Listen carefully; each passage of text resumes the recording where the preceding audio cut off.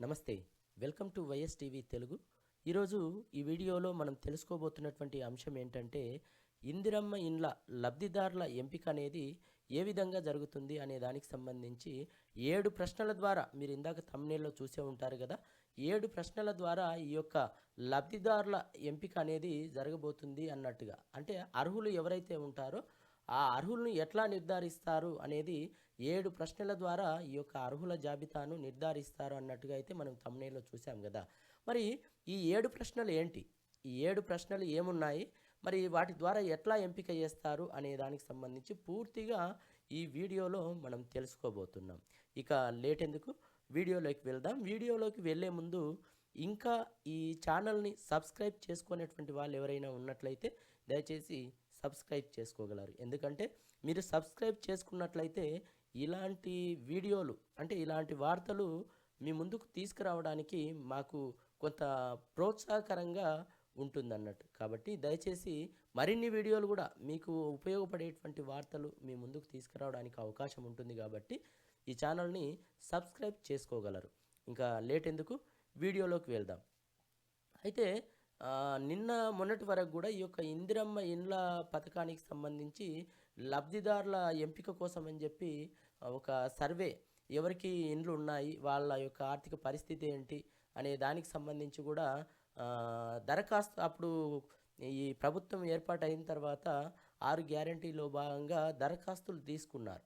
ఆ దరఖాస్తులు తీసుకున్నప్పుడు అప్పుడు కొంతమంది ఇండ్లు లేవు, మాకు ఇండ్లు కావాలి అని చెప్పేసి కూడా దరఖాస్తు చేసుకున్నారు. ఆ 6 గ్యారంటీలో భాగంగానే దరఖాస్తులు అప్పుడు ఇచ్చారు. మరి దరఖాస్తు చేసుకున్న వాళ్ళు దాదాపుగా మనం గతంలోనే చూసాం టీవీలలో, పేపర్లలో కూడా దరఖాస్తు చేసుకున్నటువంటి వారిలో దాదాపుగా 80,63,000 మందికి పైగా కూడా వీళ్ళు దరఖాస్తులు అనేది చేసుకోవడం జరిగింది. దానికి సంబంధించి మరి ఇంతమందిలో మరి ఎవరికి ఇల్లు ఇస్తారు? ఇందులో భాగంగానే ఇందిరమ్మ ఇండ్లు అని ప్రతి నియోజకవర్గానికి ఒక 3,500 చొప్పున కూడా ఇవ్వబోతున్నట్లు కూడా సంబంధిత మంత్రి పొంగులేటి శ్రీనివాసరెడ్డి గారు కూడా చెప్పడం జరిగింది, అనౌన్స్ చేయడం జరిగింది. అందులో భాగంగానే ఈ జనవరి 26 తేదీ నుంచి కూడా వివిధ పథకాలు కూడా మన రాజ్యాంగం అమల్లోకి వచ్చి 75 ఏళ్ళు పూర్తి చేసుకున్న సందర్భంగా ఆ రోజున ఈ యొక్క రైతు భరోసా కానివ్వండి, ఇంకా ఇందిరమ్మ ఆత్మీయ భరోసా కానివ్వండి, ఇట్లాంటి పథకాలు అనేది అమలు కాబోతున్నాయని కూడా చెప్పడం జరిగింది. అయితే మనము గతంలోనే ఒకటి ఏందంటే ఈ ఇందిరమ్మ ఇండ్ల లబ్ధిదారులు ఎట్లా ఎంపిక చేస్తారు అనే దానికి సంబంధించి ఒక వీడియో ద్వారా కూడా మనం తెలుసుకున్నాం. మీరు కూడా చాలా మీడియా ద్వారా కూడా మీరు తెలుసుకొని ఉండొచ్చు. అయితే గతంలో మన వైఎస్ టీవీ తరపున ఒక వీడియో చేయడం జరిగింది. ఈ మొబైల్ యాప్ ఏదైతే ఉంటుందో మొబైల్ యాప్ ద్వారా ఇందిరమ్మ ఇండ్ల లబ్ధిదారుల ఎంపిక అనేది ప్రాసెస్ అనేది జరుగుతుంది అని చెప్పేసి కూడా ఆ వీడియోలో చెప్పడం జరిగింది. అయితే మొబైల్ యాప్ అనేది మరి ఎట్లా చేస్తుంది? అయితే ఇప్పుడు ప్రస్తుతం ఉన్నటువంటి పరిస్థితిలో మాన్యువల్‌గా కాదు, ఇందిరమ్మ ఇండ్ల లబ్ధిదారుల ఎంపిక అనేది అధికారులు వచ్చి అవి ఎంపిక చేయడం అనేది అట్లా ఉండదు. ఇప్పటి వరకు ప్రభుత్వం కొంత సమాచారం తీసుకుంది. ఈ జనగణనకు సంబంధించి గానీ, ఇందిరమ్మ ఇండ్ల లేనటువంటి వాళ్ళు దరఖాస్తులు తీసుకున్నది. తర్వాత ఇంటి దగ్గరికే వచ్చి ఇల్లు ఉందా లేదా అని చెప్పేసి కూడా పూర్తి సర్వే చేసుకొని వాళ్ళకు ప్లాట్ ఉందా లేదా, మరి ఇల్లు నిర్మించుకోవడానికి స్థలం ఉందా లేదా అని చెప్పేసి అన్ని వివరాలు కూడా ప్రభుత్వం అనేది మొన్నటి వరకు కూడా సేకరించడం జరిగింది. అట్లా సేకరించినటువంటి డాటాను మొబైల్ యాప్‌లో ఏదైతే వివరాలన్నీ కూడా అప్‌లోడ్ చేసిన తర్వాత ఆ యొక్క మొబైల్ యాప్ అనేది కొంత సెలక్షన్ ప్రాసెస్ అనేది చేస్తుంది అన్నట్టుగా అయితే మొన్నటి వరకైతే మనము తెలుసుకున్నాం. అయితే దీనికి సంబంధించి కొంత సమాచారం ఈరోజు ఒక ప్రముఖ పత్రికలో కూడా క్లియర్‌గా ఇవ్వటం జరిగింది. దానికంటూ ఒక ర్యాంకు ఉంటుంది. ర్యాంక్ ఆధారంగా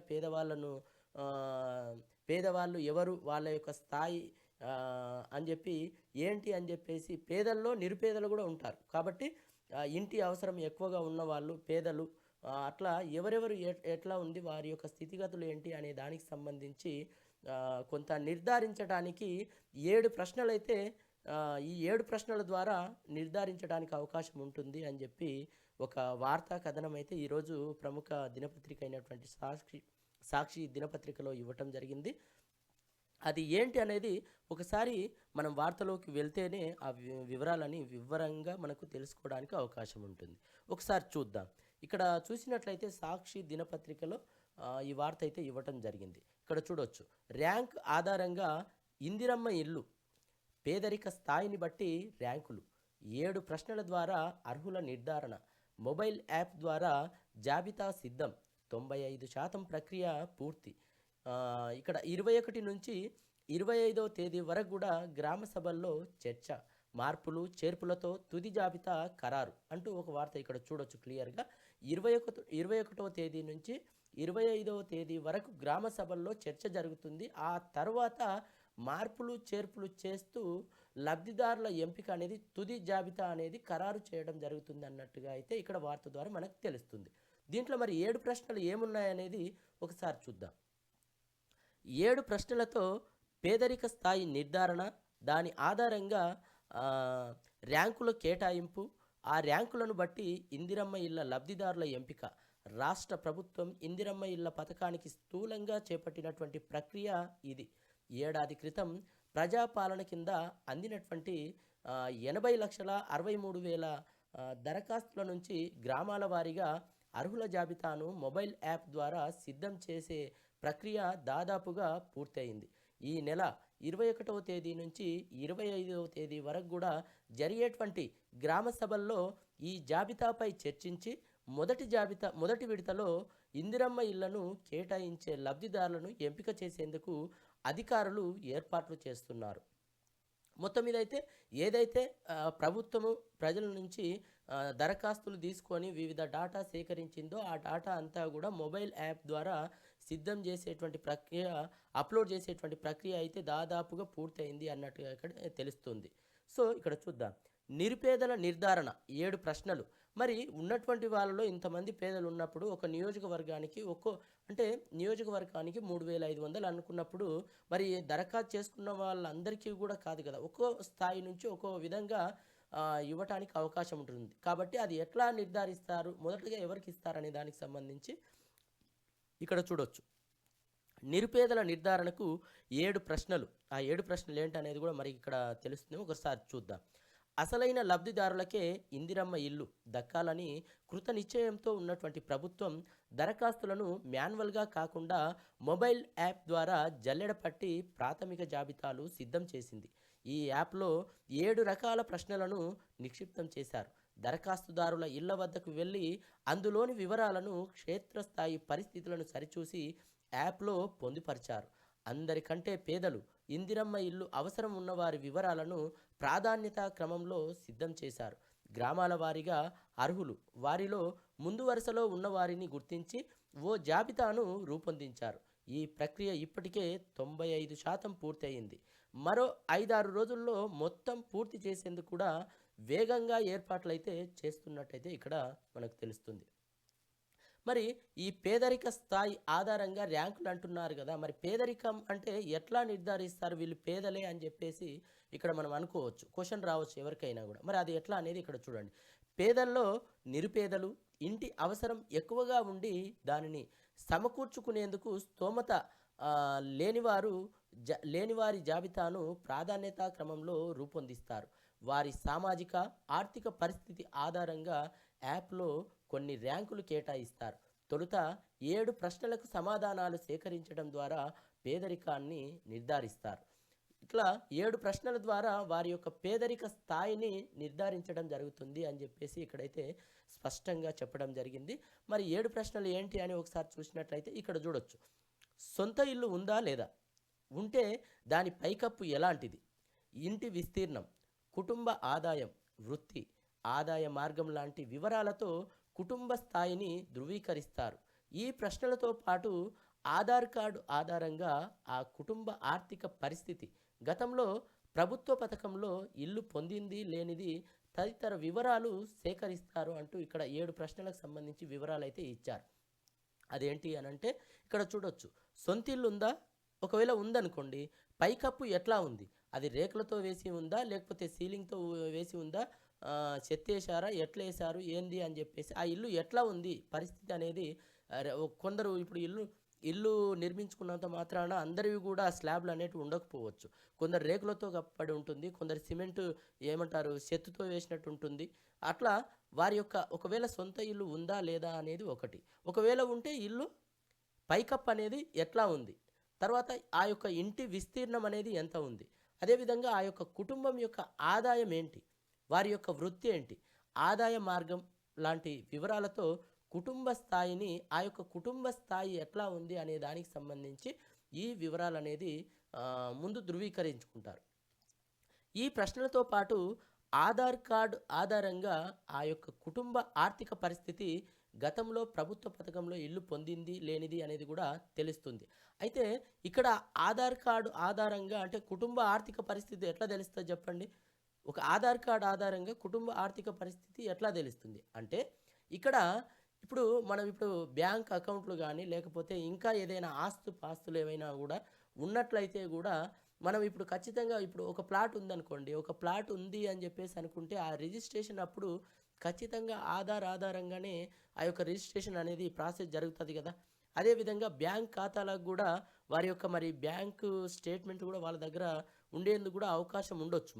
మరి ఆర్థిక పరిస్థితి ఎట్లా నిర్ధారిస్తారంటే ఇక్కడ అదే ఇచ్చారు. మరి ఆదాయ మార్గం లాంటి ఇప్పుడు ఆధార్ కార్డు ఆధారంగా ఆ యొక్క కుటుంబ ఆర్థిక పరిస్థితి అంటే గతంలో ఈ యొక్క ప్రభుత్వ పథకంలో ఇల్లు పొందారా లేదా అనేది తెలుసుకుంటారేమో. కానీ ఆర్థిక పరిస్థితి అంటే ఇదొక్కటే. మరి ప్లాట్లు ఏవైనా ఉన్నట్లయితే ఆధారంగానే ఖచ్చితంగా రిజిస్ట్రేషన్ ప్రాసెస్ అయితే జరుగుతుంది. వాళ్ళ పేరు మీద ఏమైనా ప్లాట్లు ఉన్నాయా అనేది అయితే ఖచ్చితంగా తెలుస్తూ ఉంది.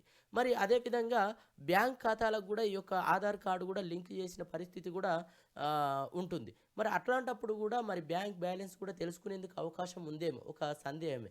మరి ఇట్లాంటి ఆధార్ కార్డు ఉంటే అన్ని వివరాలు కూడా వారి దగ్గర తెలుసుకునేందుకు అవకాశం ఉంటుంది. కాబట్టి ఆధార్ కార్డు ద్వారా ఆ యొక్క కుటుంబం యొక్క ఆర్థిక పరిస్థితి ఏంటి అనేది తెలుసుకోవడానికి అవకాశం ఉంటుంది అని చెప్పేసి కూడా ఇక్కడ తెలుస్తూ ఉంది. అదేవిధంగా ఇంటి పన్ను కానివ్వండి, ఆదాయ పన్ను చెల్లింపు కానివ్వండి, కారు లాంటి పెద్ద వాహనం ఉన్నది లేనిది, తర్వాత బ్యాంకు రుణాల వంటి వాటిని గుర్తిస్తారు. పట్టాదారు పాసు పుస్తకం ఉంటే భూమి వివరాలు కూడా సేకరిస్తారు. మరి చూడండి, భూమి ఒకవేళ ప్లాట్లు కానీ లేకపోతే భూమి ఒకవేళ ఉన్నప్పటికీ కూడా వారి పేరు మీద రిజిస్టర్ అయి ఉంటుంది ప్లాట్లు ఉంటే. ఒకవేళ భూమి ఉంటే రెవెన్యూ రికార్డులో ఉంటుంది. కాబట్టి అందుకు సంబంధించిన వివరాలు కూడా పూర్తి వివరాలు కూడా వాళ్ళ దగ్గర ఉండేందుకు అవకాశం ఉంటుంది. కాబట్టి ఆ యొక్క కుటుంబ పరిస్థితి అనేది కూడా తెలుసుకోవడానికి కూడా అవకాశం ఉంటుంది అని చెప్పి ఇక్కడైతే క్లియర్గా తెలుస్తూ ఉంది. ఇలా 360 డిగ్రీల కోణంలో వివరాల సేకరణ ఉంటుంది. నిరుపేద, వితంతువు, సంపాదన మార్గం లేనివారు, దివ్యాంగులు, సఫాయి కర్మచారీలు, పనికి ఆహార పథకం కూలీలు, వ్యవసాయ కూలీలు, సాధారణ కూలీలకు ర్యాంకులు కేటాయించడం ద్వారా పేదల్లో నిరుపేదలకు ఎక్కువగా ర్యాంక్ ఇవ్వటం జరుగుతుంది అన్నట్టు ఇక్కడైతే చూడొచ్చు. మొత్తం మీద ఆ 7 ప్రశ్నలు ఏంటి అనేది మీరు తమ్మునీల్లో చూసిన విధంగా 7 ప్రశ్నల ద్వారా ఎంపిక అన్నారు కదా. ఆ 7 ప్రశ్నలు ఏంటి అనేది ఈ పారాగ్రాఫ్లోనే మనకు తెలుస్తూ ఉంది. ఇక్కడ చూడొచ్చు, సొంతిల్లు ఉందా లేదా, ఉంటే పైకప్పు ఎట్లా ఉంది, దాని రేకులు ఉందా లేకపోతే చెత్తేశారా లేకపోతే సీలింగ్ ఉందా ఎట్లా ఉంది, తర్వాత ఆ ఇంటి విస్తీర్ణం ఎంత ఉంది, అదేవిధంగా కుటుంబానికి ఆదాయ వనరు ఏమైనా ఉందా, లేకపోతే ఆ యొక్క కుటుంబం యొక్క వృత్తి ఏంటి, ఆదాయ మార్గం, ఇట్లాంటి విషయాలు కూడా వాళ్ళు ధృవీకరించుకోవడం జరుగుతుంది. అదేవిధంగా వీటితో పాటు ఆధార్ కూడా ఉంటుంది. కాబట్టి ఆధార్ ఈ రోజుల్లో అన్నిటికీ లింకు అనేది ఖచ్చితంగా చేస్తున్నారు. కాబట్టి అది బ్యాంక్ అకౌంట్ కావచ్చు, లేకపోతే ప్లాటు రిజిస్ట్రేషన్కి సంబంధించి కానివ్వండి, లేదు అంటే ఇప్పుడు భూములకు సంబంధించి కానీ ఏదున్నా కూడా ఆధార్ అనేది కంపల్సరీ అయితే చేస్తున్నారు అందుకు అనుగుణంగా. మరి ఆధార్ ఉంటే కూడా వారి యొక్క కుటుంబ పరిస్థితి ఎట్లా ఉంది అనేది కూడా తెలుసుకోవడం జరుగుతుంది అని చెప్పి ఇక్కడైతే క్లియర్గా తెలుస్తూ ఉంది. అదేవిధంగా ఇంటి పన్ను చెల్లింపు కానీ, ఆదాయ పన్ను చెల్లింపు కానీ, ఒకవేళ పెద్ద వాహనాలు 4 వీలర్ కార్ లాంటి పెద్ద వాహనం ఉన్నది లేనిది, తర్వాత బ్యాంకు రుణాలు, తర్వాత పాస్ పుస్తకం ఉంటే భూమి వివరాలకు సంబంధించి ఇవన్నీ కూడా ఇట్లాంటి వివరాలు అనేది పూర్తిగా సేకరించిన తర్వాత అన్ని వివరాలు ఈ యొక్క యాప్లో అప్లోడ్ చేయడం వల్ల పేదరికం ఒక క్రైటీరియా అనేది ఉంటుంది. ఆ క్రైటీరియా ప్రకారము పేదల్లో నిరుపేదలకు ఎక్కువ ర్యాంక్ అనేది ఇస్తారు. ఎక్కువ పేదవారి కంటే ఇప్పుడు పేదలు ఉన్నారనుకోండి, ఒక పేదలు ఉన్నప్పుడు పేదల్లో నిరుపేదలు ఇంకా పేదలు ఉన్నటువంటి వాళ్ళని ఎట్లా వెలికి తీయాలనంటే ఇదంతా సమాచారం అనేది ప్రభుత్వం ఇదివరకే సేకరించింది కాబట్టి ఆ డాటా అంతా కూడా మొబైల్ యాప్‌లో అప్‌లోడ్ చేయడం జరిగింది. సో, మొబైల్ యాప్ ఏం చేస్తుంది ఒక క్రైటీరియా అనేది ఇవ్వటం జరుగుతుంది. ఆ క్రైటీరియా ప్రకారము నిరుపేదలు ఎవరైతే ఉంటారో, అత్యంత పేదలు ఎవరైతే ఉంటారో వాళ్ళకు ఈ యొక్క ర్యాంక్ అనేది ఇవ్వటం జరుగుతుంది. సో, ఈ ర్యాంక్ ఎవరికైతే వస్తుందో ఆ ర్యాంకు ఎవరికైతే ఉంటుందో వాళ్ళనే ఈ యొక్క ఇందిరమ్మ ఇళ్ళ లబ్ధిదారుల ఎంపికలో ఫస్ట్ ప్రయారిటీ ఇవ్వటం జరుగుతుంది. వారికే మొదటగా ఇల్లు ఇవ్వటం జరుగుతుంది అని చెప్పి ఇక్కడైతే స్పష్టంగా మనకు క్లియర్‌గా ఇవ్వటం జరిగింది. అయితే ఇక్కడ మరోటి కూడా ఇక్కడ చూడొచ్చు. 21 నుంచి గ్రామ సభలు యాప్ ద్వారా రూపొందించినటువంటి జాబితాను అదే మనం ఇందాక అనుకున్నాం గదా! ప్రభుత్వం ఏదైతే వివరాలన్నీ కూడా సేకరించి యాప్‌లో నమోదు చేస్తాం గదా! అట్లా ఈ యాప్ ద్వారా రూపొందించినటువంటి జాబితాను ఆ యాప్ అనేది ఒక సెలక్షన్ క్రైటీరియా తీసుకొని సెలక్షన్ జేస్తుంది. అట్లా రూపొందించినటువంటి జాబితాను అధికారులు జిల్లా కలెక్టర్లకు పంపుతున్నారు. కలెక్టర్లు వాటిని సరిచూసుకొని ప్రాధాన్యతా క్రమంలో అర్హుల జాబితాను రూపొందించి జిల్లా ఇన్ఛార్జి మంత్రికి అందిస్తారు.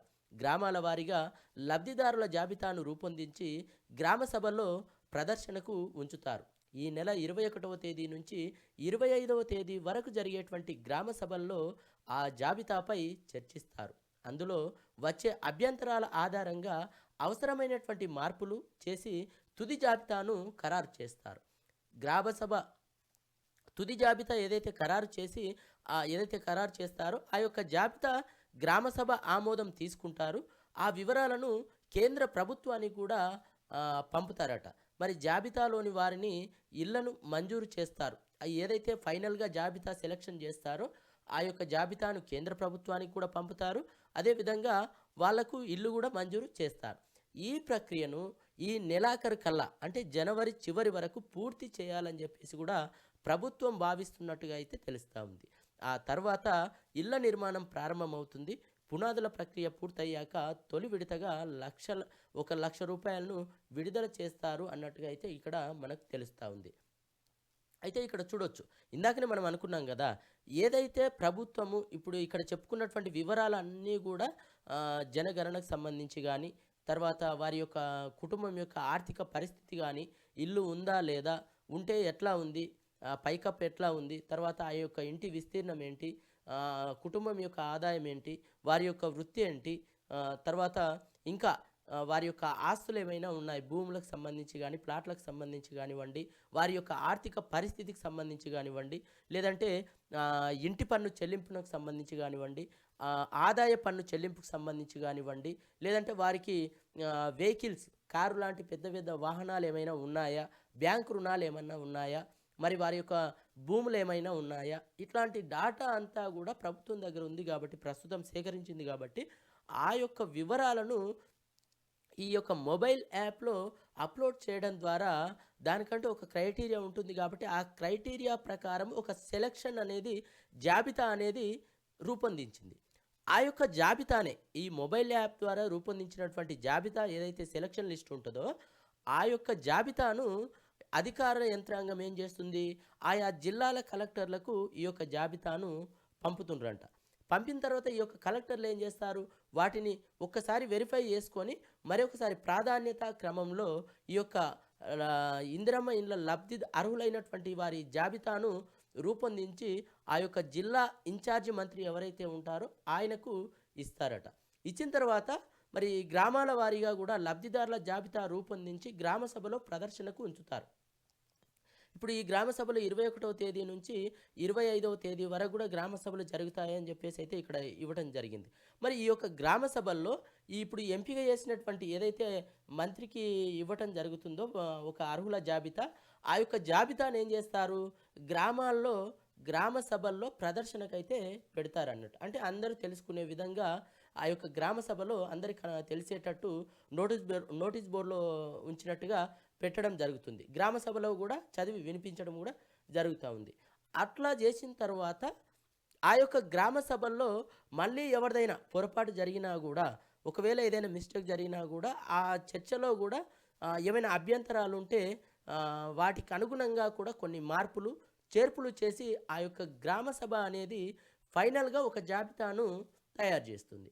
ఆ యొక్క జాబితానే ప్రభుత్వం ఏం చేస్తుంది? ఇప్పుడు గ్రామ సభ ఆమోదం పొందిన జాబితా ఏదైతే ఉంటుందో, ఆ యొక్క జాబితానే ప్రభుత్వము కేంద్ర ప్రభుత్వానికి గూడా పంపించడం జరుగుతుంది. అదేవిధంగా వాళ్ళకి ఇల్లు గూడా మంజూరు చేయడం జరుగుతుంది.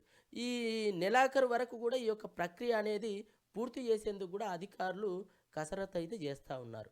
మరి ఈ యొక్క నిర్మాణం అనేది ఎంపిక అయిన తర్వాత లబ్ధిదారులకు మొదటి విడతగా అంటే ఎంపిక ప్రాసెస్ అయిపోయిన తర్వాత వాళ్ళకి ఇంటిమేషన్ ఇవ్వటము, లేదంటే స్థలాలు ఎక్కడైతే ఉన్నాయో వాళ్ళు నిర్మించుకునేందుకు ఒక మరి లెటర్ ఇట్లా ఏమైనా ఇస్తారా ఏంటో మరి దాని మీద అయితే ఒక స్పష్టత అయితే లేదు గానీ, ఎంపికైన వాళ్ళు మొదటి దఫాగా పునాదుల ప్రక్రియ ఏదైతే ఉంటుందో హ్మ్, మనం బేస్మెంట్ అంటాం కదా! ఆ పునాదుల ప్రక్రియ అనేది పూర్తయిన తర్వాత తొలి విడతగా రూ. 1,00,000 ప్రభుత్వము ఆ యొక్క లబ్ధిదారుని ఖాతాలో వేయటం జరుగుతుంది అని చెప్పేసి అయితే ఇక్కడ స్పష్టంగా ఇవ్వటం జరిగింది. అయితే ఇక్కడ వివరాలనేది కొంత చూడొచ్చు. మనం ఇక్కడ చూడొచ్చు. పరిశీలించేటువంటి అంశాలు ఏంటంటే 360 డిగ్రీల వెరిఫికేషన్ జరుగుతుంది. ఇంటి పన్ను గాని, ఆదాయ పన్ను కడుతున్న వారు, కారు ఉన్నవారు అని జెప్పి. అదేవిధంగా ఆధార్ ద్వారా పట్టాదారు పాస్ పుస్తకం ఆధారంగా భూమి వివరాలు గానివ్వండి, పేదరిక ర్యాంక్ అనేది వితంతువు, సింగిల్ చైల్డ్, దివ్యాంగులు, సఫాయి కర్మచారి, పనికి ఆహార పథకం కూలీలు, వ్యవసాయ కూలీలు ఇట్లా దానికంటూ ఒక క్రైటీరియా అనేది ఉంటుంది. నిరుపేదలను ఎట్లా గుర్తిస్తారు అనంటే ఈ యొక్క ఇచ్చినటువంటి ఈ సమాచారం ఆధారంగానే పేదలను గుర్తిస్తుంది. పేదల్లో నిరుపేదలను కూడా గుర్తించడానికి అవకాశం ఉంటుంది అని చెప్పి ఇక్కడైతే స్పష్టంగా చెప్పడం జరిగింది. సో ఏది ఏమైనా పేదల్లో ఎవరైతే దరఖాస్తు చేసుకున్నారో పేదల్లో అత్యంత పేద వాళ్ళైనటువంటి వాళ్ళను మొదటగా ఎంపిక చేయాలని చెప్పేసి అయితే ఇక్కడైతే కనబడతా ఉంది. మరి ఆ అత్యంత పేదవాళ్ళు ఎట్లా గుర్తిస్తారనే దానికి సంబంధించి కూడా ఇక్కడ క్లియర్‌గా ఇవ్వటం జరిగింది. మొబైల్ యాప్ ఏదైతే ఈ యొక్క జాబితాను ఇప్పటివరకు సేకరించినటువంటి సమాచారం యాప్‌లో అప్‌లోడ్ చేయడం ద్వారా ఈ యొక్క మొబైల్ యాప్ అనేది ఆ యొక్క జాబితాను సిద్ధం చేస్తుందని చెప్పేసి కూడా ఇక్కడ తెలుస్తా ఉంది. మొత్తం మీద ఏది ఏమైనప్పటికీ ఈ 7 ప్రశ్నలు మీరు ఇప్పుడు దీని మీద పూర్తిగా అవగాహన వచ్చిందని చెప్పేసి అనుకుంటున్నాను. ఇప్పటి వరకు ప్రభుత్వం ఏదైతే వివరాలు సేకరించిందో ఆ వివరాలను బట్టే ఇప్పుడు ఇందాక మనం అనుకున్నట్టుగా ఆ 7 ప్రశ్నలు ఏవైతే ఉన్నాయో ఇల్లు ఉందా లేదా అనేది, ఆదాయ మార్గం గానీ, కుటుంబ ఆర్థిక పరిస్థితి గానీ, ఇట్లా ఇవన్నీ గూడా ఈ 7 ప్రశ్నల ద్వారా అత్యంత పేదవాళ్ళు ఎవరైతే ఉంటారో వాళ్ళని ఎంపిక చేస్తుంది. ఫైనల్‌గా గ్రామ సభలో పెట్టిన తర్వాతనే లబ్ధిదారుల ఎంపిక చేయడం జరుగుతుంది అని చెప్పేసి అయితే ఇక్కడైతే స్పష్టంగా ఇవ్వటం జరిగింది. సో ఏది ఏమైనా ఇందిరమ్మ ఇండ్లకు సంబంధించి ఒక మంచి వివరాలైతే ఈ వీడియోలో మనం తెలుసుకున్నాము అని చెప్పేసి అయితే భావిస్తున్నాను. ఈ వీడియో మీకేమనిపించింది అనే దానికి సంబంధించి కూడా మీరు కామెంట్ చేయొచ్చు. ఈ వీడియో నచ్చినట్లయితే ఈ యొక్క ఛానల్‌ని సబ్స్క్రైబ్ చేసుకోగలరు. మరో వీడియోతో మీ ముందుంటాను. Thank you. ధన్యవాదాలు.